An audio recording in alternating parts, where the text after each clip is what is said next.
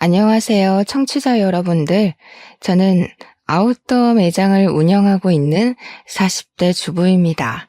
저에게 일어난 모종의 사건을 어딘가에 재미나게 풀어내고 싶어서 이렇게 사연을 올려보게 되었습니다.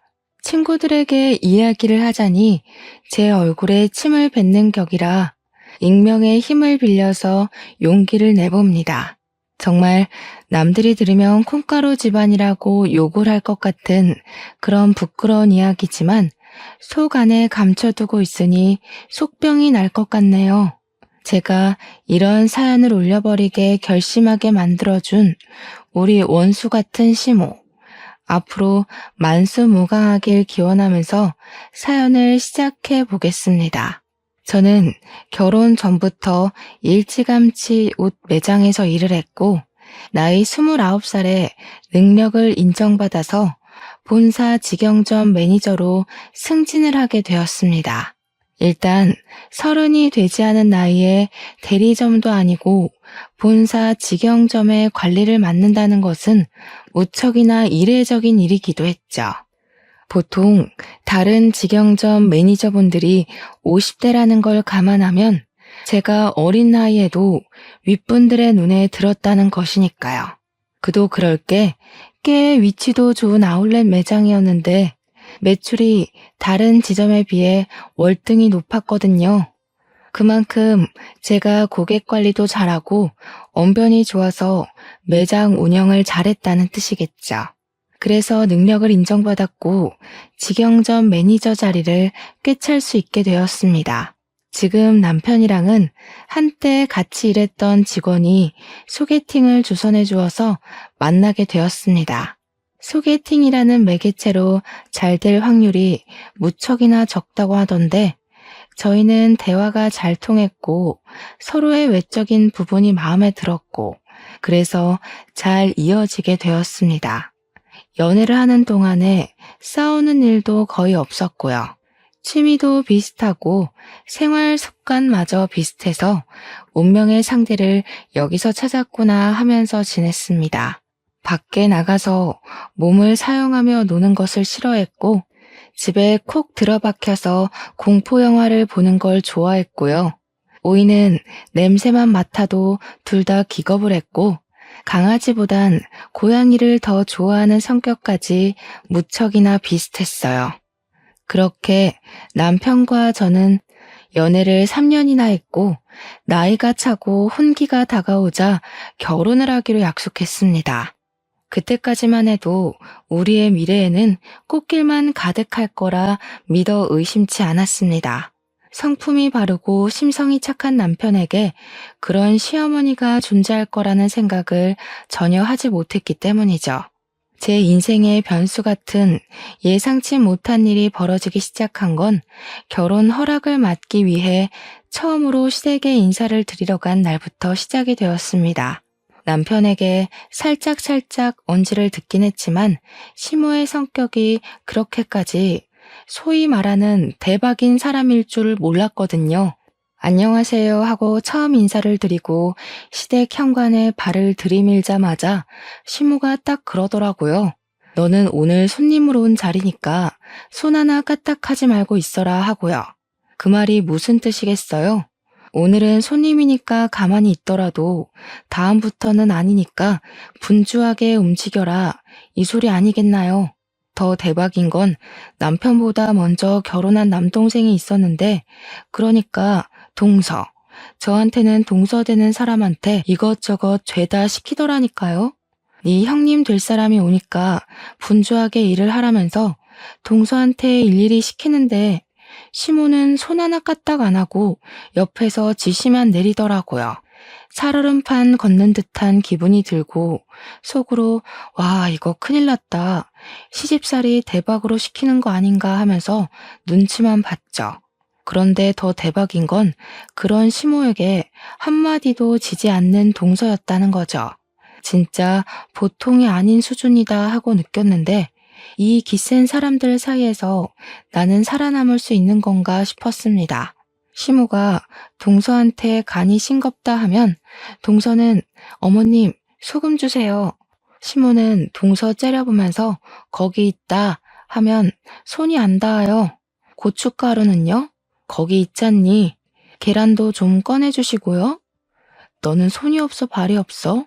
하면서 둘이 말싸움을 하더라고요.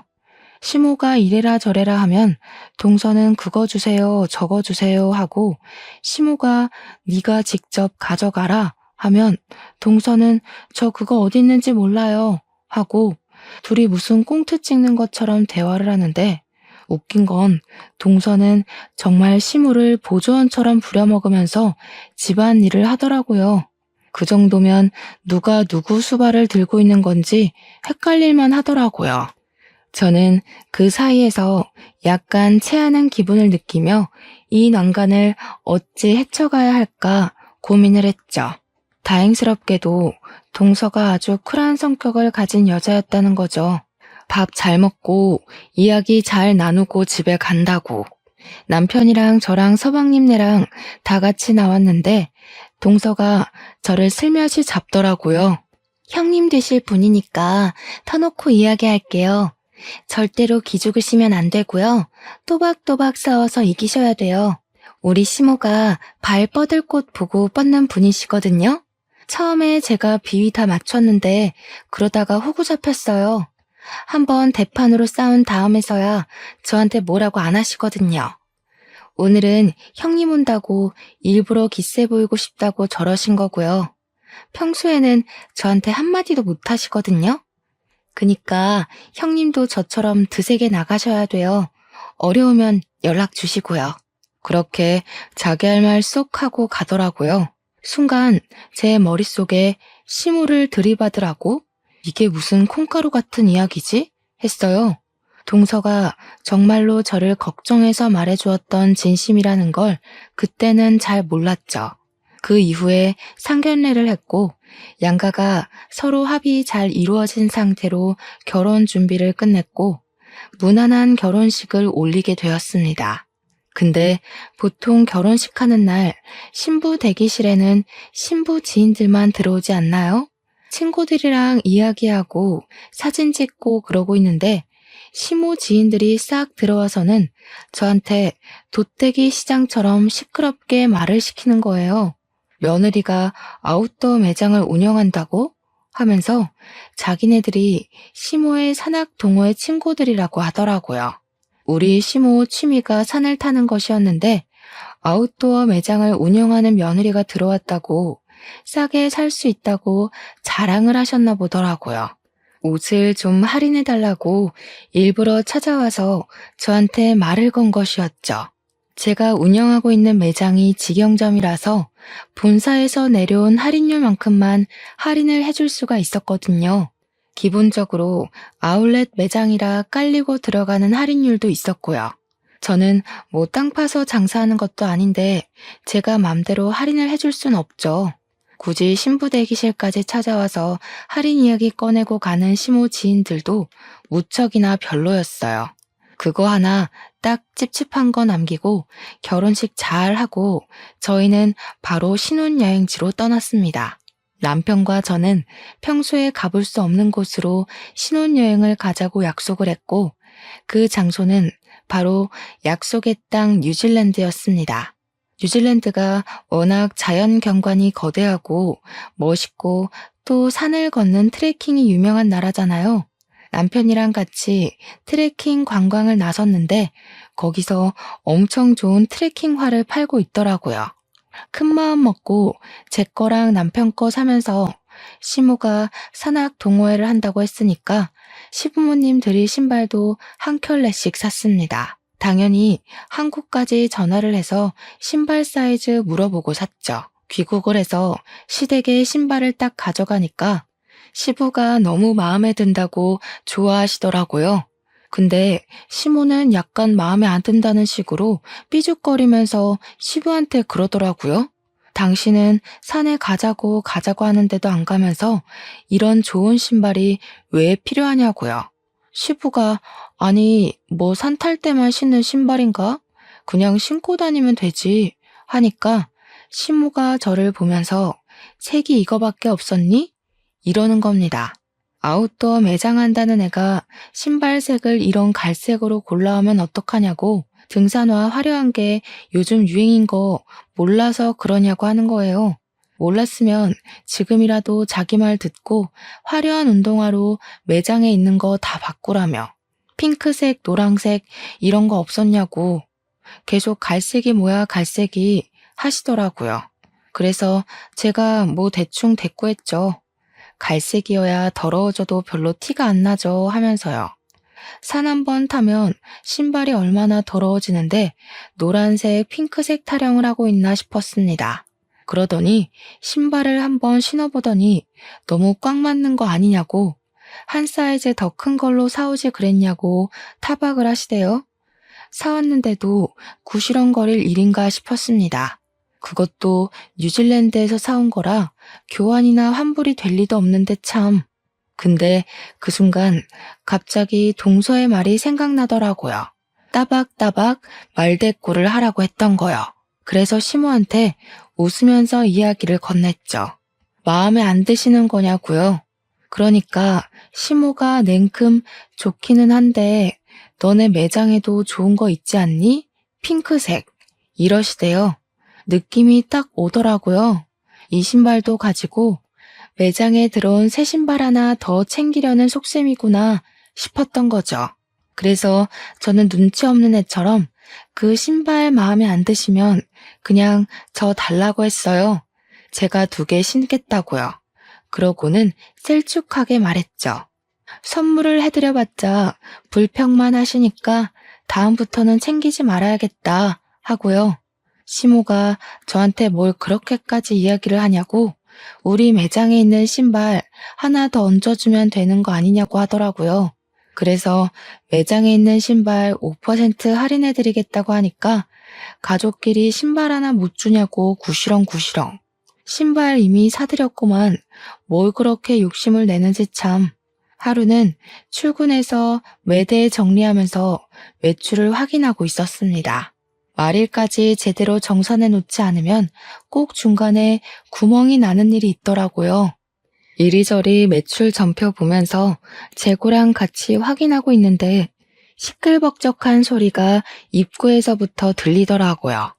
보니까 시모가 산악 동호회 친구들을 잔뜩 끌고 찾아온 것이었습니다. 낯이 익다 싶었는데 신부 대기실에 와서 할인 이야기를 하고 갔던 그 친구들 얼굴이 딱 떠오른 거였죠. 저한테 매장 구경 좀 하러 왔어 하더니 바람막이 입어보고 획 던지고 모자 써보고 뒤집어서 놓고 신발까지 신어보고 난리를 치더라고요. 우리 직원의 눈빛이 와 저거 언제 치우지? 하는 눈빛이던데 제가 다 민망하더라고요. 그러더니 다들 양말 한 켤레씩 들고 와서는 등산 양말 사러 온 거라고 할인을 팍팍 넣어달래요. 고작 5,000원짜리 양말 사면서 할인은 무슨 할인인가요? 시모가 저를 쓱 보더니 원래 양말 같은 건 사은품으로 나가는 거 있지 않냐고 그거나 좀 달래요. 6명이 거 3만원어치 사가면서 사은품 달라고 말하는 게 양심적으로 가능한 일인가요? 그래서 제가 어머님 양말 사은품은 20만원 이상 구매하셨을 때 나가는 거라 양말 6켤레 산 걸로는 턱도 없어요 하면서 웃었어요. 일부러 하하호호 웃으면서 이야기하니까 시모도 민망했는지 가족끼리 빡빡하게 군다고 그냥 속갯말 삼키대요. 저도 땅 파서 장사하는 거 아니잖아요 하면서 시모 친구들 보면서 이해하시죠? 가격이 맞아야 이러니까 시모 친구들도 민망했나 봐요. 저한테 나중에 우리가 와서 제대로 팔아줄게 하면서 어색한 얼굴을 하고 돌아가시더라고요. 여기서 끝날 줄 알았던 우리 시모의 진상짓은 지금부터 시작이었습니다. 제가 하루 종일 매장을 지키고 있는 건 아니었거든요. 본사에 회의를 하러 가야 할 때도 있고 쉬는 날도 존재하니까요. 일이 좀 있어서 이틀 연속으로 매장에 출근을 하지 못했는데 제가 출근을 하니까 직원이 저한테 쪼르르 달려오더니 곤란한 듯 말을 하더라고요. 무슨 일 있었냐고 진상 손님 왔었냐고 물어봤더니 반품이 들어왔는데 제 가족분인 것 같다고 조심스럽게 이야기를 하는 거예요. 내가 누구? 하고 물어보니까 시어머니요 하면서 이야기를 하는데 제가 없을 때 왔다 간 건가 싶더라고요. 직원이 저한테 제가 없을 때 와서 바람막이를 하나 사갔다가 다음날 바로 반품을 했는데 택은 그대로 있지만 옷이 너무 더럽다는 겁니다. 순간 그게 무슨 소리인가 싶어서 옷 상태를 보려고 반품 들어온 물건을 확인하는데 옷이 진짜 새 옷이 아니었어요. 옷을 사가서 바로 입고 등산을 갔다가 그대로 환불이라도 한 건지 옷에서 땀 냄새가 나는 거예요. 그래서 직원한테 설마 이거 취소해줬냐고 물어보니까 직원이 난처하다는 얼굴로 자기가 매니저 시어머니라고 박박 우기면서 제가 해주라고 했다고 했대요. 그러면서 어떡해요? 저 실수한 거예요? 하는데 직원이 무슨 잘못이 있겠어요? 아니라고 괜찮다고 하고 곧 제가 떠안게 됐죠. 퇴근하자마자 옷을 들고 시댁에 가서 시모한테 획 던졌어요. 이게 뭐냐고 모른 척하면서 묻길래 뭐긴 뭐냐고 우리 옷 사가서 입고 반품하셨다면서요? 하면서 일부러 큰 소리로 이야기를 했습니다. 시부가 빤히 보고 있었으니까 일부러 들으라는 듯이 이야기하니까 시모가 시치미를 뚝 떼더라고요. 자기는 그런 적 없다고 옷을 사가서 반품한 건 맞는데 입고 돌아다닌 적은 없대요. 그러면서 그 직원 진짜 웃기는 계집애라고 자기가 옷 관리를 못한 걸 가지고 매출 늘리려고 일부러 거짓말 치는 거 아니냐면서 몰아가는 겁니다. 제가 일일이 옷을 보여주면서 여기에는 흙이 묻었고 여기에는 스크래치가 생겼다고 누가 봐도 입고 산탄 것 같은데 무슨 소리냐고 했죠. 제가 화가 나서 이 옷 결제하게 빨리 카드를 주시던가 현금을 달라고 했어요. 시모는 자기는 그런 적 없으니까 못 준다고 강짜를 부리더라고요. 원래 소비자 보호법에 의거해서 14일 이내로 환불되는 거 아니냐고 진상을 부리는 겁니다. 그래서 그거는 옷이 상하지 않았을 때 이야기고 지금은 상했으니까 해당 사항 없다고 돈 달라고 했어요. 씩씩거리면서 죽어도 못 준다는 식으로 이야기를 하는데 듣고 있던 시부가 무슨 그런 파렴치한 짓을 하냐고 저한테 현금을 주시더라고요. 시부라도 정상이라서 다행이지 시모의 진상짓은 넌덜머리가 났습니다. 저한테 가족끼리 왜 그렇게 빡빡하게 구냐며 대충 세탁해서 팔면 되지 하는데 열이 오르더군요. 그러고 한동안 조용한 것 같더니 한 달 뒤에 제가 쉬는 날 우리 시모가 와서 옷을 또 사가지고 가서는 반품을 했대요. 직원한테 이번에도 옷이 더럽냐고 물어보니까 그건 아닌데 하면서 말꼬리를 흐리더라고요. 무슨 일이냐 하니까 옷을 30만 원치를 사가서 바로 반품을 하긴 했는데 사은품으로 증정되는 등산 모자랑 양말은 쏙 빼놓고 환불했다는 겁니다. 그거는 사은품이니까 자기 거 아니냐고 사은품까지 반납을 해야 하는 거냐 어차피 증정품 아니냐 하면서 안 주더래요. 양말하고 모자는 이미 자기가 신었으니까 그냥 자기가 갖겠다고 하면서 매니저 시어머니야 했다는 겁니다. 당연히 그 말을 듣는데 제가 열이 받지 않겠습니까? 또 시댁으로 찾아갔죠. 신부가 보자마자 이번에는 안 입고 반품했다고 당당하게 말하길래 사은품은 왜 챙겨가서 돌려주지 않냐고 했습니다. 사은품이요. 저희도 공짜로 나눠주는 거 아니고요. 매장에서 돈 주고 사서 고객들한테 감사한 마음에 드리는 거예요. 근데 어머님께서 그렇게 쏠랑 사은품만 챙겨가시면 다른 고객님 한 분은 그 사은품을 받을 수가 없잖아요. 우리가 땅 파서 장사하는 거 아니라고 몇 번을 말씀드려요? 저희 매장에 찾아오지 마세요. 어머님한테는 저 더 이상 물건 안 팔겠습니다. 우리 직원한테도 말해놨으니까 다음에 또 오시면 경찰 부르던가 할 거예요. 아시겠어요? 그렇게 이야기를 하니까 시모가 저한테 씩씩거리면서 너 내가 무서운 줄 모르고 막 나가는구나 하는 겁니다. 저도 참지 않고 버럭하면서 이야기를 했죠. 무섭긴 누가 무섭냐고요. 시모가 갑인 줄 알고 그러냐고. 나한테 무서운 건 우리 회사 사장님 말고 없다고. 이러다가 내가 잘리게 생겼는데 뭐가 어쩌고 어째요? 하면서요. 일부러 시모 자존심 상하라고 내가 시모 아들보다 돈 더 많이 번다고 고작 중소기업 과장이 나보다 더 능력이 있겠냐, 뭐가 있겠냐고요, 했죠. 시모도 지지 않고 저한테 지금 우리 아들 무시하냐고 소리를 지르길래 시모가 잘하면 내가 무시할 일이 뭐가 있겠냐고 맞받아쳤어요. 시모가 나한테 잘하면 나도 당연히 시모 아들한테 잘하지 않겠냐고 하니까 입만 삐죽이고 아무 말도 못하더라고요. 옆에서 보고 있던 시부가 저한테 말 잘했다고 시모한테는 왜 안 하던 짓을 자꾸 해서 며느리 쪽팔리게 만드냐고 한 소리 하셨어요. 시모가 시부를 보면서 이 집안에 자기 편은 하나도 없다고 밖에 나가서 자기 편 만들어 와야겠다고 하더라고요.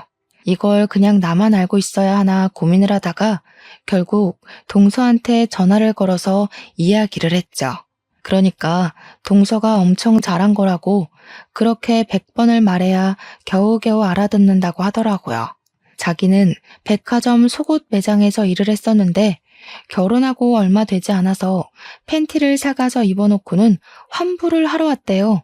동서가 입던 팬티는 환불 안 된다고 고래고래 소리치면서 이야기를 했더니 그제야 쪽팔린 줄 알고 돌아갔다고 했대요. 백화점 매장에 블랙 컨슈머로 등록까지 시키고 백화점에서 따로 관리 대상으로 분류하게 했더니 그제야 찾아오지 않더라며. 와, 너무 충격적이지 않나요? 입던 팬티를 환불하러 오는 게 말인지 방귀인지 상상 초월이었습니다. 그렇게 제 말을 잘 알아들은 줄 알았던 시모는 제가 쉬는 날 골라서 또 매장에 찾아왔더라고요. 도대체 어디에 신복을 숨겨놓은 건지 제가 쉬는 날은 기가 막히게 알고 찾아오더라고요. 이번에는 남성용 등산화랑 남성용 등산용품을 몇 개 사가길래 직원이 주시하고 있었다고 하더라고요. 근데 의외로 환불이 들어오지 않았고 가격도 후려치지 않고 제값 주고 사갔다고 이야기를 하더라고요. 그래서 저는 시모가 웬일이지 남성용 등산용품은 왜 사간 거지 싶었죠. 시부가 등산에 취미가 없어서 시모 혼자 친구들이랑 다니는 거였거든요. 이제 시부도 등산을 가나 싶어서 부부가 같이 취미 생활을 하시려나 보다 이건 좀 부럽다 하면서 생각을 했죠. 우리 남편이랑 저랑은 아무래도 시간이 잘 맞지 않아서 결혼 이후에는 취미 생활을 즐기지 못했거든요. 어차피 밖에 나가서 몸을 쓰는 취미 활동을 하는 것도 아니긴 해서 집에서 영화나 보고 게임이나 하고 하는 게 전부지만요. 시부모님이 매번 싸우기만 하는 줄 알았는데 취미 생활을 같이 한다고 하니까 부러웠죠 뭐. 시모가 오랜만에 가족들 한데 모여서 밥 먹자고 하길래 시댁에 방문을 했는데 저는 매장을 운영하는 사람이니까 딱 보면 알잖아요. 등산화 모델명만 봐도 어떤 신발인지 눈에 들어오는 그런 안목이요. 분명 신발도 사가고 용품도 사갔는데 현관에서 신발장을 둘러보는데 그 신발이 없더라고요. 그래서 뭐지? 싶어서 시모한테 남성용 등산화 사가셨다고 들었는데 아버님이랑 등산 다니시는 거 아니었어요? 하고 물어봤죠. 시모가 순간 당황해하면서 아니라고 그거 우리 동호회 사람이 생일이어서 선물하려고 산 거였다고 하더라고요. 우리 시모 같은 짠순이가 20만 원짜리 신발을 선물한다는 게 무척이나 의외였습니다. 그래도 뭐 같이 등산 다니고 돈독한 친분이 있는 사람이면 그럴 수 있겠다 싶었죠. 근데 사건이 와장창 터지고 만 것입니다. 2달 뒤에 시부가 남편한테 연락을 해서는 신세한탄을 하면서 시모랑 이혼을 하기로 했다고 통보를 했대요. 그 이야기를 전해 들은 저와 서방님네는 놀래서 시댁으로 찾아갈 수밖에 없었죠. 두 분이 방금 전까지 싸운 건지 씩씩거리면서 문을 열어주는데 남편이 다짜고짜 이혼이 무슨 소리냐고 물어봤어요. 그러니까 시부가 부들부들 떨면서 네 엄마 바람났다 하면서 사진을 보여주더라고요. 시모가 웬 남자랑 같이 팔짱을 끼고 등산을 하고 같이 차를 타고 저수지에서 낚시도 하고 커플룩으로 차려입고 데이트를 하는 사진들이었습니다. 그러면서 시모가 소름 끼친다고 이런 걸 따라다니면서 어떻게 사진을 찍을 생각을 하냐고 당신 의처증이냐고 화를 내대요. 그 사진을 보는데 등산복이며 등산화며 용품이며 너무나도 눈에 익은 물건들이 있더라고요. 우리 매장에서 사갔던 그 용품들이며 옷이며 알고 보니 내연남한테 사주려고 반품도 안 하고 제값 주고 사간 것이었습니다. 제가 어이가 없어서 이거 다 저희 매장에서 사간 물건이네요 하니까 시모가 뭘 그런 걸 입 밖으로 꺼내냐면서 성질을 부리더라고요. 시부가 눈 돌아가지고 당신 미쳤냐고 며느리 매장에서 내연남 줄 선물을 사가? 이러더라고요. 당장 이혼하자고 당신 같은 여자랑 하루도 더 살고 싶지 않다고 진절머리를 치셨습니다. 그러자 시모가 놀래서 아니 당장 자기 보고 어딜 가서 살라고 이혼을 하자는 거냐고 소리를 꽥 지르니까 시부가 자기 알 바 아니래요. 내연남 집에 가서 살든 밖에 나가서 얼어 죽든 마음대로 하자고 당장 우리 집에서 나가라고 내연남이 호랩이라며 하더라고요. 그 집 가서 엄마 노릇하면서 하하호호 살면 되겠네 하는데 부부싸움 살벌하게 하시는 거 있죠? 시모가 자기가 못할 것 같냐면서 자식들이 말리기도 전에 짐을 싸서 획 나가버렸어요. 물론 아무도 말릴 생각이 없긴 했지만요. 남편이고 도련님이고 시모의 바람이 무척이나 충격이었나 보더라고요. 결국 두 분 나이 67세에 협의 이혼을 했고요. 위자료랑 재산 분할은 그냥 없는 셈 치고 이혼만 하기로 했다고 하셨습니다. 그리고 정말 충격적이게도 시모는 진짜 내연남의 집에 들어가서 살림을 차렸다는 겁니다. 우리 남편이 전화해서 어디서 뭐 하면서 살고 있냐고 아빠한테 지금이라도 싹싹 빌고 집에 들어가라고 연락을 했더니 시모가 웃더래요. 자기가 왜 그래야 하냐며 너무너무 행복해서 미칠 것 같다고. 더 충격적인 건 내연남의 딸을 우리 딸 하면서 부른다는 겁니다. 우리 딸이랑 데이트도 하고 딸 키우는 재미가 있다면서 너도 새아빠 한번 만나볼래? 하면서 남편한테 이야기를 했대요. 남편이 식겁을 해가지고 누가 새아빠냐고 화를 내니까 자기랑 내연남이 결혼하면 너한테 새아빠 되는 거지 했대요. 남편은 우리 엄마가 그런 사람인지 몰랐다면서 충격에 부들부들 떨었죠. 그런데 더 충격적인 건 아직 남아 있습니다. 시모가 어느 날 우리 부부하고 서방님네 부부를 불러서 같이 밥 먹자고 식당에 데려가셨어요. 좀 고급진 그런 식당 있잖아요. 룸으로 딱딱 막혀있는. 불러서 나갔더니 거기에 시모만 있는 게 아니라 웬 여자랑 시모 내연남이 떡하니 자리 잡고 있더라고요. 시모가 그 여자애한테 인사하라고 너네 오빠랑 올케 언니들이야 하면서 우리 보고는 얘가 신우되는 아이니까 친하게 지내라고 하는 겁니다. 우리 넷은 자리에 앉지도 못하고 어이가 없어서 숨만 쉬고 있었는데 시모가 그러더라고요. 오늘 너네 새아버지 생신이시거든. 자식들하고 며느리하고 자랑도 좀 할 겸 친해지라고 불렀어.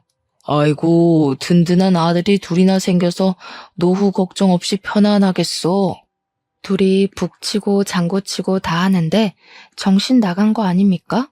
우리 남편이 열이 받아서 눈에 핏발을 세운 채로 이야기를 했죠.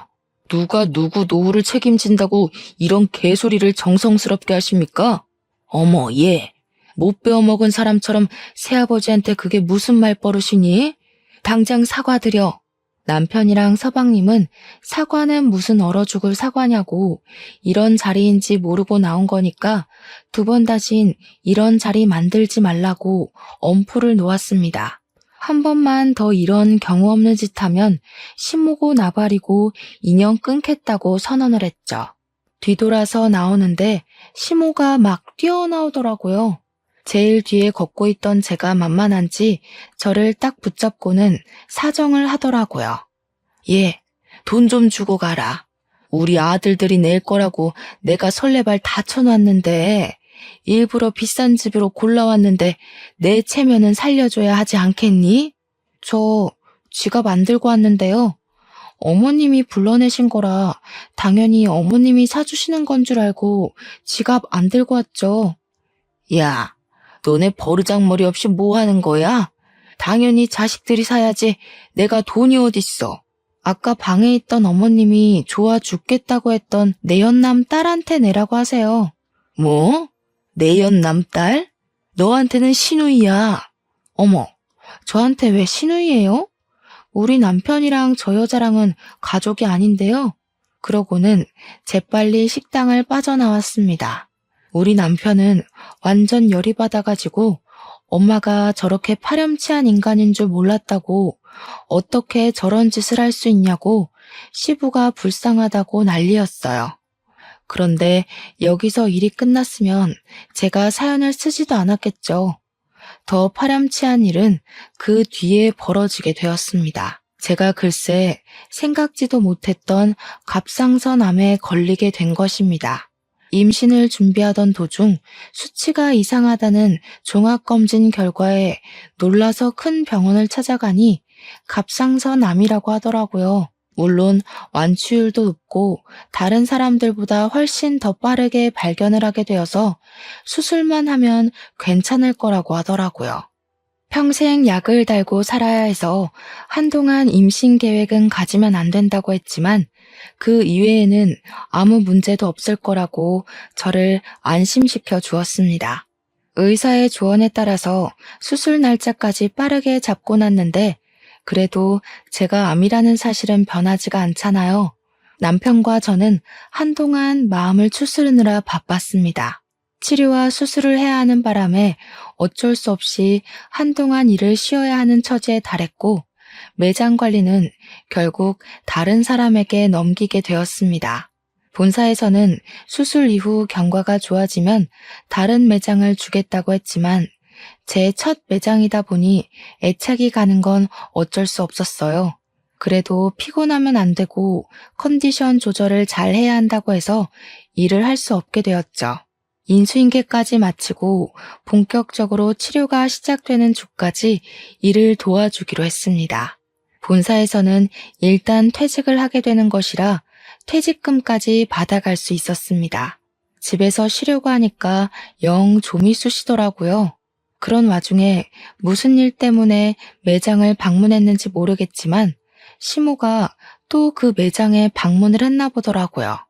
직원에게 연락이 왔는데 당당하게 들어가서 내가 여기 매니저 시어머니인데 했다는 겁니다. 그런데 매니저가 변경이 되었잖아요? 새로 들어온 매니저가 저는 시어머니가 없는데요? 한 거죠. 시모가 놀래서 우리 며느리 어디 갔냐고 하니 직원이 모르셨냐고 몸이 안 좋아서 퇴직을 하셨다고 이야기를 한 겁니다. 저한테 혹시 실수한 거 아니냐고 연락이 온 건데 그냥 잘했다고 했어요. 시모는 머리를 그때부터 굴리기 시작했나 봐요. 쉬는 것도 아니고 퇴직이라고 하니까 어디 아파도 단단히 아프구나, 죽을 병이라도 걸렸나 싶었던 거죠. 우리 남편한테 전화해서는 걱정스러운 말투로 우리 며느리 어디가 아픈 거냐고 큰 병이냐고 꼬치꼬치 캐묻고 난리를 쳤대요. 며느리 건강 걱정 한 번 안 할 것처럼 굴던 사람이 막 걱정돼 죽겠다고 이야기를 하니까 남편도 마음이 좀 풀어졌나 봐요. 큰 병은 아니라고 초기에 발견해서 수술만 하면 된다고 갑상선암이라고 이야기를 한 거죠. 그러니까 걱정 마시라고 다 괜찮아질 거라고 이야기를 했더니 그제야 그러니? 알겠다 하고 전화를 뚝 끊더래요. 걱정했던 것 치고는 너무 빠르게 알겠다고 하고 전화를 끊어서 좀 찝찝하다고 하더라고요. 알겠다고 시모한테 연락 오면 말해주겠다고 남편에게 이야기를 한 뒤 집안일을 좀 하고 쉬고 있었어요. 그런데 딱 타이밍 좋게 시모한테서 연락이 온 거죠. 아무렇지 않게 여보세요 하고 전화를 받으니까 시모 목소리가 들떠서 전화를 했더라고요. 예, 우리 아들이 그러는데 너 갑상선암이라며? 내가 좀 알아보니까 그거 수술비도 별로 안 비싸고 예후들도 다 좋다고 하더라. 거기다가 너 퇴직금까지 빵빵하게 받고서는 일 그만뒀다고 하더라. 어디 아픈 데는 없냐, 몸은 좀 괜찮냐 물어볼 줄 알았는데 영 딴소리만 나오길래 그래서요? 하고 대꾸를 했죠. 그러니까 전화로 할 이야기는 아닌 것 같다고 이따가 집으로 찾아오겠다고 하고 끊더라고요. 영 기분이 쎄해서 남편한테도 이야기를 하니까 퇴근하자마자 집으로 가겠다고 하더니 정말 날아왔는지 평소보다 일찍 왔더라고요. 남편이랑 집에서 저녁 먹고 쉬고 있는데 시모가 대뜸 집으로 찾아온 겁니다. 너 보험금 얼마나 왔어? 보험은 좀 들어놨지? 퇴직금은 얼마 받았니? 아픈 사람 붙잡고 웬 돈 이야기야? 아니, 어쩜 이렇게 타이밍이 좋니? 너네 새아버지가 사업을 하는데 자금이 콱 틀어막혀서 지금 위험하거든. 일단 그거 먼저 풀어야 해서 대충 1억 정도가 필요한데 우리 며느리가 근속기간도 길고 보험금도 받았을 거 아니니.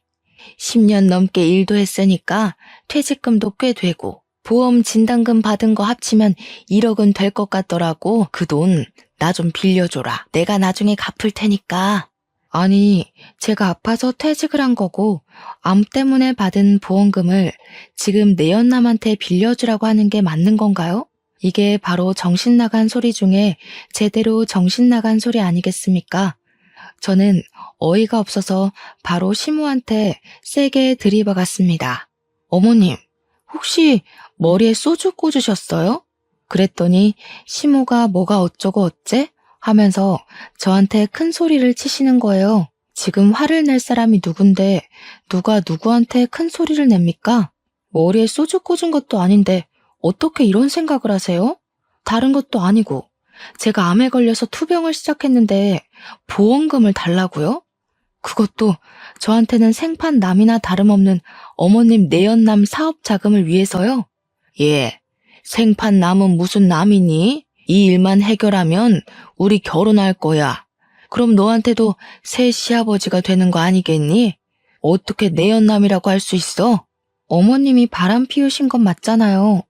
지금도 어쨌든 호적 정리도 안 돼서 그냥 단순 동거남인 거고요. 그 나이 먹고 아픈 며느리한테 이런 말 하는 거 부끄럽지도 않으세요? 저 같으면 쪽팔려서라도 이런 부탁 못할 것 같아요. 제 말이 끝나기 무섭게 남편이 부들부들 떨더라고요. 시모한테 목소리 쫙 내리깔고 이야기를 하는데 처음 보는 남편의 모습이어서 너무나도 놀랬습니다. 섬뜩하리만치 목소리를 내는데 진짜 사신이 나타난 기분이었어요. 엄마, 나 진짜 엄마한테 너무나도 실망이 크다. 바람을 피웠다고 했을 때만 해도 아빠한테도 어느 정도 책임이나 잘못이 있을 거라고 생각했어. 아빠는 항상 돈을 번다고 바빴고 엄마는 외로움을 견디지 못하는 사람이었으니까. 근데 지금 생각해보니까 아니야. 그래, 아닌 것 같아. 예, 네 아버지가 나한테 관심이라도 줬으면 내가 바람을 피웠겠니? 그 인간은 나를 그냥 집 지키는 집 요정 정도로만 취급했다. 아니, 엄마는 그냥 탐욕스러운 사람인 거고 엄마만 생각하는 아주 이기적인 사람이었던 거야. 난 더 이상 엄마를 엄마라고 생각하지 않고 살 거야. 어떻게 우리 와이프 병원비를 아니 목숨값을 내놓으라고 당당하게 말을 할 수 있어? 이제 내 집에서 나가줘. 나한테 연락도 하지 말고 앞으로는 찾아오지도 마. 아니, 내가 먹고 튄다고 했니? 그거 갚겠다고 했잖아. 보증이라도 서줘? 공중이라도 설까? 나가라고. 꼴도 보기 싫다고 했잖아. 내가 엄마 자식이라는 게 부끄럽다니까? 남편이 시모를 향해서 소리를 꽥 지르면서 눈에 핏발을 세우고 이야기를 했습니다. 생전 소리 한번 지르지 않던 아들이 자기를 향해서 소리를 지르니까 시모가 많이 놀란 것 같더라고요. 아니, 왜 소리를 지르고 그러냐면서 자기도 이제 너를 자식으로 생각 안 하고 살 거라고 괜히 자존심을 부렸어요. 더럽고 치사하다고 끝까지 구시렁거리면서 집 밖으로 나가더라고요. 남편은 그날 혼자 화장실에 틀어박혀서 나오질 않더라고요. 저한테 보여주기 부끄러운 모습이었는지 제가 잠자리에 들고 나서야 나와서 자더라고요. 조금 울었는지 다음날 눈이 부어있던데 저도 남편이 얼마나 수치스럽고 화가 날지 가늠이 돼서 더 이상 말을 꺼내지 않았습니다. 아무리 그래도 친모가 그런 식으로까지 나올 거라고는 생각도 못했겠죠. 옆에서 지켜보는 저도 사람이 아니다 싶었는데 친모를 바라보는 우리 남편은 얼마나 속이 터졌을까요? 저는 말없이 남편 옆을 지키면서 힘이 되어주기로 했죠. 제가 암과 싸우면서 남편이 제 옆을 지켜주기로 한 것처럼요. 그리고 며칠 뒤에 동서에게서 연락이 왔습니다. 형님, 시모가 1억을 빌려달라고 저한테 찾아왔던데 형님한테도 그랬어요? 그거 빌려준 거 아니지? 어쩜 그 부탁을 동서한테까지 찾아가서 했대? 형님, 저희가 여윳돈 1억이 어디 있겠어요. 저한테 뭐라는 줄 아세요? 형님 암보험금이랑 퇴직금 달라고 했더니 인연을 끊자고 했다면서 형님이랑 아주버님이랑 아주 쌍으로 못된 것들이라고 당당하게 이야기를 하시더라고요. 남편이랑 저랑 그 소리 듣고 정신 나간 거 아니냐고, 남편이 노망났냐고 썩 꺼지라고 했지 뭐예요? 우리 남편은 앞으로 얼굴 안 보고 살 거라고 연락도 하지 말고 찾아오지도 말라고 했어. 동선에는 우리도 똑같아요. 이미 아주버님이 남편한테 미리 이야기를 했었나 봐요. 돈 빌려달라고 찾아오면 집에 들이지도 말고 쫓아내라고요. 우리 남편이 아주버님 말이라면 껌뻑 죽잖아요. 집에 들어오지도 못하고 쫓겨나셨어요. 저는 동서한테 그래 다행이다, 잘했어 하고 칭찬을 해줬습니다. 우리 부부는 시모를 없는 사람이다 생각하고 지내기로 했다고 동선에도 그렇게 하라고 전했죠. 그러니까 동서가 마지막으로 딱 그 말을 하대요. 사람이 욕심부리고 이기적으로 굴면서 자기 생각만 하고 살 때 알아봤어야 했다고요. 그렇게 통화를 마무리하고 나서 저도 마음을 완벽하게 비웠습니다. 그 뒤로 한동안 조용했던 일상을 보내고 수술을 받고 회복을 하던 와중이었습니다. 수술 후 2개월이 지나기도 했고 오랜만에 시부한테 반찬이나 가져다 드리려고 보자기에 반찬통을 싸서 시댁에 찾아갔어요. 그런데 시댁 문간 앞에서 시모가 울고불고 그러고 있더라고요. 문은 꽉 닫혀 있고. 시모가 저를 쓱 보더니 퉁퉁 부은 눈으로 반찬 싸들고 온 거냐고 잘 됐다고 문 좀 열어보라고 하더라고요. 제가 미쳤다고 시부가 닫아둔 문을 열겠습니까? 바로 경찰을 불렀습니다.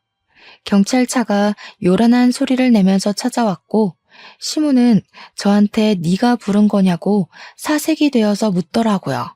집 앞에 경찰차가 오고 소란스러워지니 그제야 시부가 문을 열어줬어요. 저한테 경찰 부른 거야? 하길래 네 했더니 시부가 잘했다고 칭찬을 해주셨습니다. 고 경찰 양반, 저 망할 옆에 내가 남의 집에 주거 침입하려고 했으니 잡아가시오. 아니 여보, 남의 집이라니 어떻게 이 집이 남의 집이야? 우리 집이지. 오호, 이혼을 했으면 남이지. 그 동거남은 어쩌고 여기 와서 같이 살자고 한 번만 봐달라며 울고불고 빌어? 경찰분들 수고 많으십니다. 저 옆에 내 당장 데려가서 가둬버리쇼. 경찰은 이미 신고가 들어왔고 주거 침입이라는 명분이 있어서 어쩔 수 없다며 시모를 끌고 가셨습니다. 저는 시부한테 반찬을 잘 전해드리고 집으로 돌아왔고 그날 저녁 시부에게서 연락이 왔어요. 경찰이 조사를 끝냈다고 시부한테 연락을 주면서 사건의 전말을 알게 되었습니다. 시모는 결국 1억을 구하지 못했고 내연남은 시모한테 온갖 난리를 떨면서 쫓아냈다고 하더라고요. 알고 보니 내연남도 1억을 구해다 주겠다는 시모의 말에 속아서 같이 동거를 했던 거라고 하더군요. 내연남이 시모한테 그 돈 때문에 7살이나 많은 늙은 아줌마랑 동거까지 한 건데 그 돈 못 구해와서 길바닥에 내앉게 생겼다고 했대요. 시모가 돈이 있어 뭐가 있어요? 시부한테 원룸이라도 얻어달라고 사정사정을 했다는데 시부가 그것도 거절했대요. 나중에 듣기로는 뭐 지방에 있는 친척네 집으로 갔다는 것 같은데 별로 궁금하지 않더라고요. 시부도 그렇고 우리 남편도 서방님도 강단 있는 사람이라서 일이 확실하게 해결됐지 아니었으면 시모가 누울 자리 보고 뻗었겠죠. 저는 암 수술은 무사히 완벽하게 제거되었고 의사 선생님이 경과가 좋아서 2, 3년 지나면 임신 계획을 세워도 좋을 거라 했습니다.